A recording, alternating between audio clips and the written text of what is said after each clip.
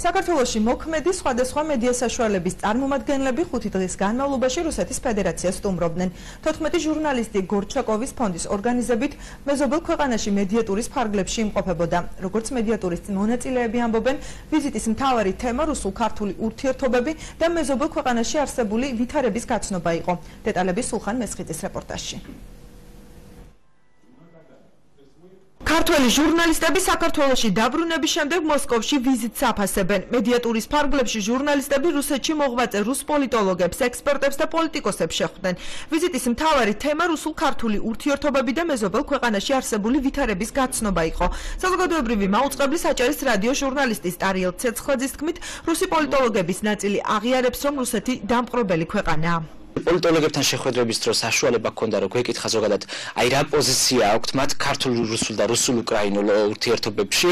ხშირ შემთხვევაში იქაური პოლიტოლოგების ნაწილის ძალიან მცირე ნაწილი არის, რომლებიც თვლიან, რომ რუსეთი ამ შემთხვევაში უფრო მეტად არის დამპყრობლ პოზიციაში, ვიდრე კეთილ მეზობლურში, მაგრამ ყოველ შემთხვევაში, როგორც ჟურნალისტისთვის იყო საინტერესო შეხვედრები, როგორც ჟურნალისტმა მივიღე ბევრ კითხვაზე პასუხი, ბევრზე რა თქმა უნდა ვერ მივიღე ამომწურავი პასუხი. გორჩაკოვის ფონდის ორგანიზებით ქართველი ჟურნალისტები რუსეთში მოქმედი მედია საშუალების წარმომადგენლებსაც შეხვდნენ. ჟურნალისტ ტარიელ ცეცხლაძის შეფასებით რუსულ მედიაში სარედაქციო დამოუკიდებლობა არ არის. უფრო მეტიც მეზობელი ქვეყნის კოლეგები ხელისუფლების კრიტიკას ერიდებიან. ჩვენთვის არ იყო ახალი, მაგრამ ყოველ შემთხვევაში ადგილზე დანახული რეალობა უფრო მძიმე არის რუსული მედიის და ამის შემდეგ მე როგორც ჟურნალისტმა შემიძლია თავმა თქვა, რომ ჩვენს ქვეყანაში დემოკრატია გაცილებით მაღალ ხარისხში არის და ნამდვილად არ გვაქვს ჟურნალისტებს ამ მხრივ საწოწუნო. იქიდან გამომდინარე, რომ იქაური ჟურნალისტები მაგალითად მიიჩნევენ, რომ თუ ხელისუფლებას აკრიტიკებ, ესე იგი ხარ შენ სამშობლოს მტერი. რუსეთის ფედერაციაში ქართველი ჟურნალისტების გამგზავრებას მწვავე შეფასებები მოჰყვა საქართველოში, თუმცა მიუხედავად ამისა კრიტიკის საფუძველს ვერ ხედავს მედიატურის მონაწილე გიორგი გობრონიძე. იგი აცხადებს, რომ მეზობელ ქვეყანაში არსებული ვითარების გასაცნობად მათ სხვა შესაძლებლობა არ მიეცემოდათ.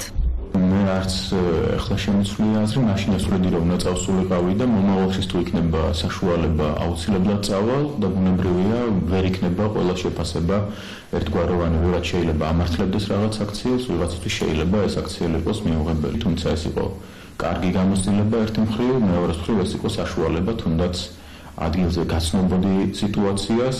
პრიმაკოლს შევხვდით კისილოვს, პოზნერს და ასევე ვიყავით სხვადასხვა რედაქციებში, რუსული რეპორტერის რედაქცია, Russia Beyond the Headlines, ასევე დორჯზე ვიყავით, ასე რომ არ შეიძლება ითქვას, რომ მხოლოდ ესე ვთქვათ პროპაგანდის მატარებულ რედაქციებში და მქონდა შეხვედრები.